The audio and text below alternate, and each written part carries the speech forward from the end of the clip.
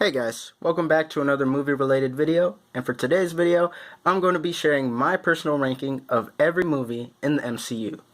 Today's video idea was recommended to me by the Gaming Raptor, and yes, I know it's been a year since this idea was recommended, but I wanted to wait until Phase 3 was done to rank each movie. I also didn't want to release my ranking until I was happy with my list.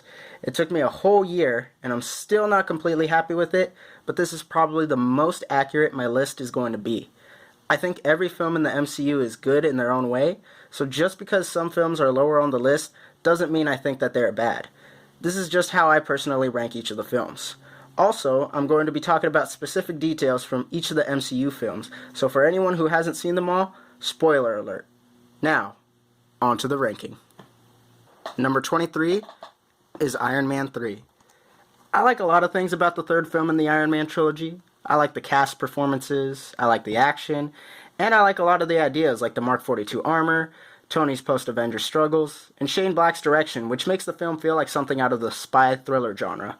Unfortunately, there are just as many things that I disliked, like the poor execution of the villains, the wasted potential of specific story ideas, and the weak after-credits scene.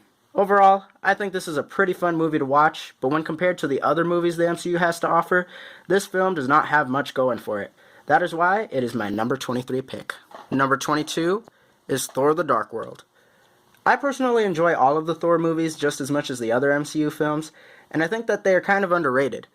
That being said, when compared to all the other MCU movies, I have to agree with the majority of people and say that Thor: The Dark World is one of the weaker movies the MCU has put out.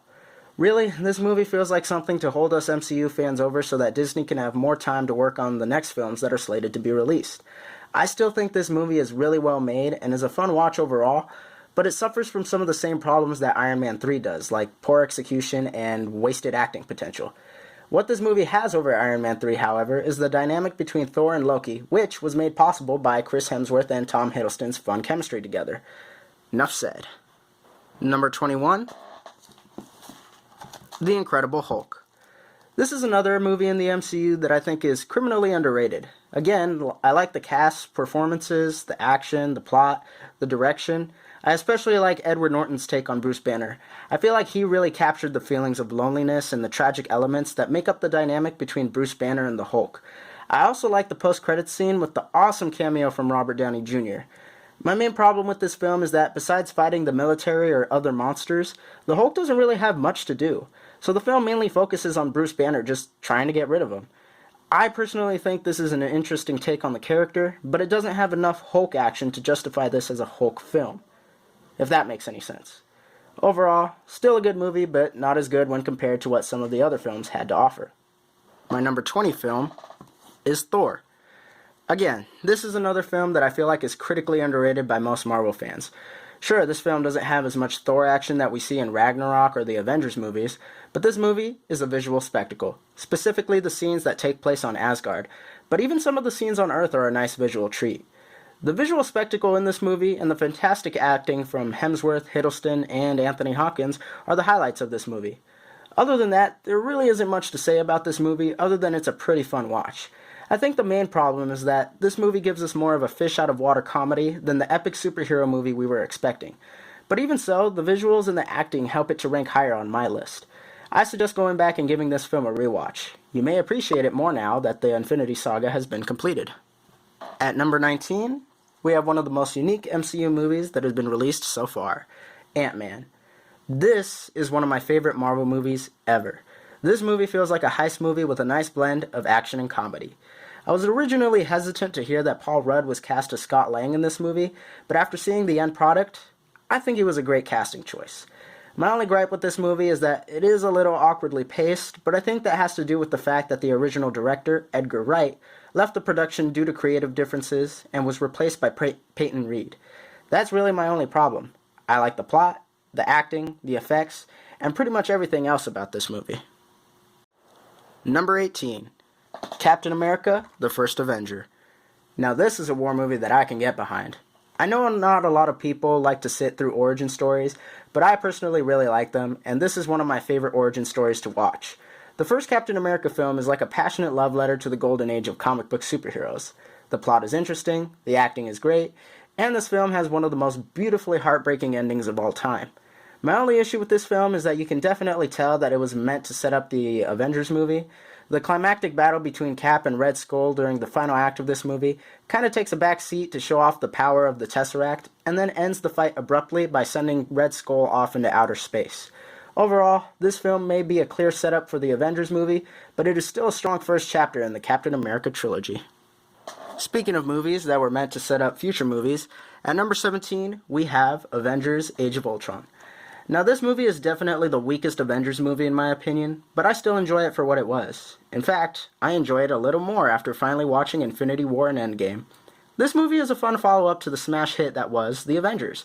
My main problems with this movie are the editing, pacing, and the fact that it mainly acts as an ad for Phase 3 of the MCU. I also wasn't a fan of how quickly they killed off Quicksilver in this movie, especially since he was a new character. Other than that, this movie still gives us the good plot, acting, and visual spectacle we watch these movies for. Though this movie wasn't as polished as the first film, it did well to get us pumped for the next phase of the MCU. Number 16. Thor Ragnarok. This movie is definitely the best Thor film out of the trilogy, but there is still some room for improvement. This movie changed the Thor franchise in a lot of ways, both good and bad.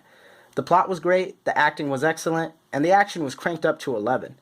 My problems with this film include how Thor's character was made more goofy, which is a bit inconsistent with how he acted in previous movies. I was also unhappy with how quickly Thor's friends, the Warriors 3, from the previous films were killed off. I also didn't like how characters like Sif and Jane were just kind of unmentioned or written off entirely. Finally, I was a bit disappointed with how quickly Thor found out Loki was posing as Odin, as they seemed to emphasize that plot point at the end of the last film. In short, I had problems with a lot of the changes made in this movie, but luckily it balanced out well with all the good changes that were made. All in all, this movie is a definite improvement over the last two Thor movies, and even though I had issues with the creative decisions that were made, I'm still very interested to see what director Taika Waititi has in store for us in the upcoming Thor: Love and Thunder. Number 15, Iron Man 2. Personally, Iron Man 2 has a special place in my heart. It was the first MCU movie that I saw in theaters as a kid. I will definitely agree this film was not as good as the first one, but I still really enjoy it. My main praise for this film is Robert Downey Jr.'s acting. He is super funny in this movie. The plot is decent, all the other actors are good as well, and the action is very visually pleasing. My only issue with this film is that the plot is not as satisfying as the first film. The first film was very well written, and I feel like this one has a hard time following up on the plot of the first film, because the first film is just so well written. This is just my own personal nitpick though, because this movie is still very entertaining, and I have too many fond memories of it. And at number 14, we have Guardians of the Galaxy Volume 2. This is another MCU sequel that may not be as good as the first one, but it is still a really fun watch. This movie has a lot of things going for it, from the character development, to the expansion of the first film's plot, to the inclusion of Baby Groot. There's a lot to like about this movie. My only issue with this movie is how a lot of the serious scenes were interrupted by random moments of humor that I feel like we didn't really need. I feel like the first film balanced out the serious scenes and the humor a lot better than this film, which tried to put a joke in each and every scene, and which didn't always work out. It's not too much of a problem though, because this film does well to expand upon elements introduced in the first film, while also giving us some random humor for a fun, yet heartfelt watch. Number 13. Captain Marvel. Now, here's a pick that's probably going to baffle a lot of you Marvel fans, but let me explain. When I first watched Captain Marvel, I definitely felt like it was one of the least interesting MCU movies. I didn't really like how the first act introduced Carol Danvers, because I felt like if you were going into this movie without any sort of idea who this character is, you would be very confused by what was going on. As the movie progressed, we get more of her backstory, and by the film's end, we know who she is as a character. After my first viewing, I was satisfied with only the last 2/3 of this film. After watching it again, however, as a whole, I did like it a lot better since I knew more about this interpretation of the character. This movie delivers the good plot, acting, and action that we usually get in the MCU movies, but my only problem with it now is how overpowered Captain Marvel is as a character. In this film, she fights against some Skrulls and some Kree, but they are nowhere near as powerful as she is. It kind of makes me hard to root for a character's struggles when she can literally get rid of all her struggles with just a single fist blast. Since she fights against weaker enemies, there's not really much for her to do in this movie. Overall, the film is great. I still really enjoyed it. I just hope in future movies Captain Marvel faces off against enemies with the same amount of powers as her so we can really root for her when she finally faces a real struggle. Number 12. Doctor Strange. Remember when I said that Ant-Man was one of the most unique movies that Marvel has released so far? Well, in comes Doctor Strange, another Marvel film that is probably the most out there when it comes to the plot. There is one thing that I especially liked about this movie, other than the plot, the acting, and the action, and that is the special effects. This movie is quite a spectacle, especially on Blu-ray. I would recommend this movie just for the effects alone, as there is a lot of beautiful and bizarre imagery that makes it especially fun to watch. The only issue I think I had with this movie was how anticlimactic the final battle is between Strange and Dormammu. But the way they execute it makes it fun and wraps things up in such a uniquely Doctor Strange way that I can't help but like it anyway. Overall, this movie does well to explain Doctor Strange as a character and switches things up just enough that it passes as a good Marvel movie. But the effects are what really make this a great Marvel movie, and one of my personal favorites. Number 11. Ant-Man and the Wasp. I feel like the first Ant-Man movie was a nice prototype for this movie. As I said before, the first film felt like a heist movie with a nice blend of action and comedy, but it was a little awkwardly paced. This film still feels like a comedic heist movie, but it greatly improved upon everything that made the first film as good as it was, making it better than the original in my opinion. I especially liked Evangeline Lilly as Wasp, Michelle Pfeiffer as Janet Van Dyne, and Hannah John Kamen as Ghost. I even liked all the quirky side characters that were in this movie, both old and new. My only problem with this film, which is a pretty big nitpick, is the last after-credit scene. You know, the one with the ant playing the drums. I had to sit through the credits just for that. Other than that, I had little to no problems with this movie. It was a nice palate cleanser after the heartbreak I endured after watching Infinity War. And if you enjoyed the first Ant-Man, you're going to love this movie. Alright, so we finally reached my top 10 favorite MCU films. And at number 10 of my list, we have Spider-Man: Homecoming. Some of the things about this movie that stood out to me and that I liked include Michael Keaton's take on the Vulture, the surprise reveal towards the end of the movie, and the interconnectedness to the other MCU movies. The only big issue that I had with this movie was how Peter's main motivation was to impress Tony Stark so that he could join the Avengers. I'm more used to the comics in the Raimi trilogy where Peter's main motivation is his guilt over not being able to save Uncle Ben. I know this is the third iteration of Spider-Man we've gotten in film, and repeating the same plot elements starts to get old after a while, but this is an important aspect of Peter's character that makes Spider-Man, Spider-Man. Other than that gripe, I really enjoyed this movie overall, and I'm glad that Spider-Man is finally part of the MCU. Number 9. Black Panther. Okay, so maybe this movie isn't 97% on Rotten Tomatoes great, but this is still a really good movie despite the problems that are present. What I didn't like about this movie was the dip in quality with the special effects during the third act, and the death of Claw. What I especially liked among the plot, the acting, and the action was the individual performances of Andy Serkis and Michael B. Jordan as the villains, the writing of the overall plot, and the soundtrack. I also really like Ryan Coogler as a director, and I'm glad that he got the chance to direct this movie. This is one of the most inspiring Marvel movies to me, which is great because I think an important aspect of being a good hero is to be able to inspire others. Looking past the few flaws that this movie has, I think it is a great story that was well made by a group of talented and passionate people. Number 8. Captain America: The Winter Soldier. This is another MCU sequel that improves upon the original by taking what worked originally and expanding upon the ideas that were presented. What I especially liked about this movie was the thriller-like feel of the plot and the return of Sebastian Stan as the Winter Soldier. My only nitpick with this movie is that it feels a little long at times, but only for a few short moments, as the pacing for this movie is pretty good overall. I also felt like the movie kind of ends a little too abruptly, but one of the two end credit scenes kind of makes up for that. For the most part, this movie is thrilling and fun, and the conflict between Cap and the Winter Soldier makes me want to rewatch it over and over again. At number 7, we have Guardians of the Galaxy. It was awesome to see how much of a surprise hit this movie was. When this movie was first announced, I only had a vague idea of who the Guardians of the Galaxy actually were. After watching it, I was blown away by the heartfelt scenes and the creative liberties that the studio decided to take when adapting the team to the big screen. My only issue with this film is that it is quite different from the team that I was introduced to in the comics. Though I only knew a little bit about the team, I was still a little taken aback by some of the changes in the characters' personalities. This is just a minor nitpick though, because this movie is extremely well written and has a surprising amount of heart driving the story. Number 6. Captain America: Civil War. For me, the third movie in the Captain America trilogy is definitely the best one. I really liked how the other Avengers were directly involved with the plot. I liked the introductions of Spider-Man and Black Panther, and I liked the MCU's interpretation of Baron Zemo. My only issue with this movie is that you kind of have to watch the other Avengers films to get a better idea of what is going on with this one. Other than that issue, I had no problems with this movie. Unlike DC's crossover film Batman v Superman, this film is well made and manages to balance each character's screen time perfectly. On top of that, it uses the buildup of past MCU movies to build up the impact of this movie's plot, resulting in a much more effective movie. Number 5.